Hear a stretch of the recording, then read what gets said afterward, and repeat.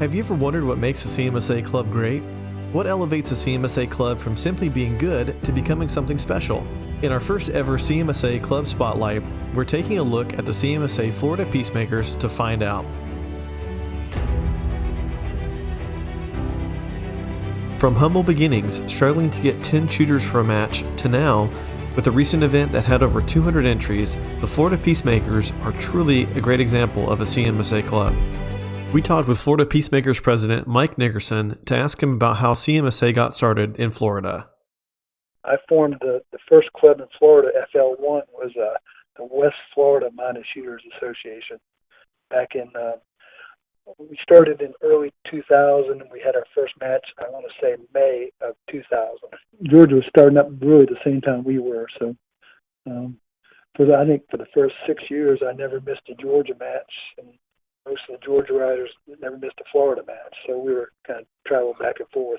At that time, we had about 8 people that were practicing in Florida that I knew that all had joined CMSA. And, we intended to start having matches. Even back then, they still had the 10-rider minimum requirement. So I knew it was going to be tight. So that's why we didn't shoot until May of 2000, because we were trying to get enough riders. It was a unique situation where nobody had done this sport at all in Florida. Practices looked more like a rodeo with horses bucking and carrying on. There was no core group to help new riders, orientate their horses to gunfire. We were just kind of learning on the fly. I said, well, I think we got enough riders. And our first match, we actually only had 8 people that were, wanted to sign up. And I said, well, I need 10 riders, so I can't have a match. I was involved with a local rodeo, returning bulls, doing some bull riding judging. So I had some of the friends of mine that were local, cowboys. Basically, I paid CMSA entry membership for two of my rider friends that had no desire to be cowboy minor shooters, and paid their entry into the match. And they basically went out there, shot a couple rounds, and rode off the course, so that we had 10 riders instead of just 8 riders. That's how it all started. And then, obviously, it kind of grew from word of mouth, and we did some advertising back then and kind of built it from there. Obviously, it's changed a lot now. It's a worthwhile cause. How have things changed? How have shoots changed since you first started? I mean, I think I won the first 8 or 9 Florida overalls in a row. I had a horse that didn't care about shooting right from the start. Everybody was still trying to get bucked off while they were shooting. One thing that's obvious is the level of competition has greatly increased. I mean, the speeds they're doing now, we didn't do that then. I remember before my first major I went to was Nationals in 2000 in Scottsdale at Westworld. So I'm like, we're galloping some of the times. I should go out there and just kick butt. Well, that was a learning experience, because I went out there, well, anybody loping, everybody was running wide open, and obviously I didn't win overall. So it's been a learning experience, but the level of competition and the level of riders and the level of the trained horses now is it's so far beyond what happened 20 years ago. It's not even funny. What makes your shoot so special? Why do you get so many entries at the New Year's matches? Well, you use the old real estate saying. I think it's location, location, location. But I mean, great weather, and I can't take credit for demanding that all our riders have fun, but I'll be honest with you, they demand it from me. Make sure you keep it fun. I mean, I think what keeps people coming back is that they have fun here. I mean, and that's we're proud of that fact. I mean, as a manager, I mean, I was a fire chief in the fire department for 32 years. Well, I wasn't chief the whole time, but I went up through the ranks. And one thing you can manage your way out of a lot of things, and you can make operations smooth. But one thing you can't do is you can't mandate that somebody have fun. It's got to come from the culture. It's got to come from everybody keeping that as their number one goal. And I think that's what really brings people back, because they come here, it's not stressful, they're having fun, and makes them want to return. So how do you recommend that other clubs in the country, how do you recommend they go about getting added money or prizes for their shoots? Well, I wish I had a better answer than I do. And I mean, part of it is we do have some good sponsors. We basically sell banner space at our matches. We do send out like an email to potential new ones, and obviously trying to recruit get people that have signed up in the past to re-sign up every year. We've had a great success doing that. We use the income from all those avenues, vendor fees.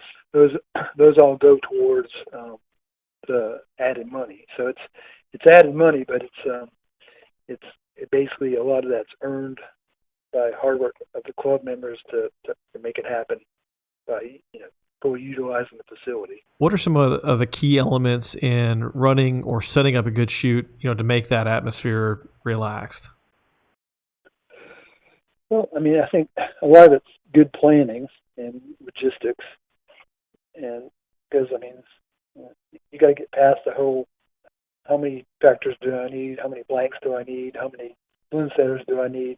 All about playing logistics. One of the things we've been really careful, we have a really good board, and we do a lot of discussion about building on past successes, what worked, how can we make it better. And obviously sometimes when you try something new, you got to be willing to say, hey, that really didn't work out for us. Let's not do that again, or let's change it, modify it. So I think that's the key. Tell you the truth, the keeping it fun and keeping that excitement, that's the board of directors and president, all the officers staying out of the members' way from having fun. I mean, if you try to micromanage the whole operation, you could micromanage it where it wasn't fun. And I personally think I'd end up out back of the barn getting whooped up on if I tried to do that. So I have no intention to do it. We have a lot of very good shooters, and they're also very good people. It's really the fun part. I know we're not the only club in the country that plays music and has move-up dances that are more than just little chicken dances. But that's done from the grassroots level. That's not an initiative of the board of directors or anything else. That's just something that we paid our money. We're here to have fun. Stand back out of the way and let us have fun. And I think it shows when Florida goes to a match. I think you probably know what section we're sitting in. What else does your club do to help drive memberships, like either for club memberships or CMSA memberships or both? I certainly don't want to try to take credit for our growth, because it's really, to me, it's a mix of things that's really not done, on the president's level. And that's word of mouth, friends of friends. I would say that's probably 80 to 90% of our riders started by being friends. I mean, I had people that I was team pending with and said, I got this new thing we're shooting at guns and all.